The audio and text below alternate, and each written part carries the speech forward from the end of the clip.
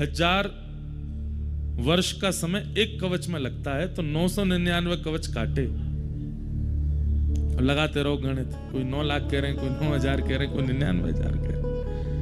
कितना समय लगा? 9,99,000। 9,99,000 वर्ष तक नर नारायण भगवान ने मिलकर के सहस्त्र कवच के 999 कवच काट दिए, एक कवच रह गया। जैसे एक कवच बचा, दौड़ करके सूर्य नारायण भगवान के पास गया, बोले भगवान आपने ही मुझे सहस्त्र कवच दिए थे, नर नारायण ने मिलके 999 काट दिए, मेरी रक्षा करो, एक कवच बचा है बस। सूर्य नारायण ने उसको अपनी सन्निधि प्रदान कर दी। फिर कालांतर में द्वापर में कुंती को एक संत ने मंत्र दिया था कि इस मंत्र का उच्चारण करके जिस देवता को बुलाओगी वो आ जाएगा। और कुंती ने जब उस मंत्र का उच्चारण किया तो सूर्य नारायण प्रकट हो गए। कुंती बोली मैंने तो ऐसे ही बुलाया आपको, मुझे कुछ चाहिए नहीं आपसे, मैं तो देखना चाह रही थी मंत्र में शक्ति है कि नहीं। सूर्य नारायण बोले देवी आए हैं तो कुछ दे के जाएंगे। क्या दे के जाएंगे?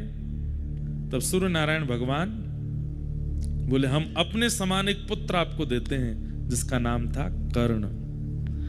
वही कर्ण जो सहस्त्र कवच था, जिसके 999 कवच कट चुके थे, एक कवच बचा था, वही कर्ण कुंती के पुत्र बने। और उसके बाद कृष्ण और अर्जुन, नर नारायण ही कृष्ण अर्जुन के रूप में प्रकट हुए।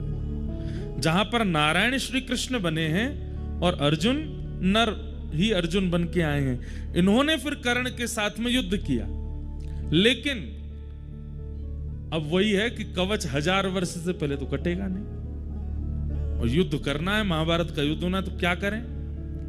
और मृत्यु नरनारायण के हाथ ही होनी है। तब फिर इंद्र को माध्यम बनाया और इंद्र ने आकर के भरी बीच युद्ध मैदान में ब्राह्मण का रूप धारण किया और दानवीर कर्ण से कहा कि मुझे दान दो। सारथी मना कर रहा है कर्ण को कि युद्ध मैदान के बीच में कोई दान नहीं होगा, लेकिन कर्ण कह रहे हैं मैं अपना नियम नहीं तोड़ूंगा, ये जो मांगेंगे सो दूंगा। बोले मांगिए विप्रवर, क्या चाहिए? अभी मैं युद्ध के बीच में हूं, मुझ पे बहुत समय नहीं है, जल्दी मांगिए, क्या चाहिए? बोले आपके कवच और कुंडल चाहिए।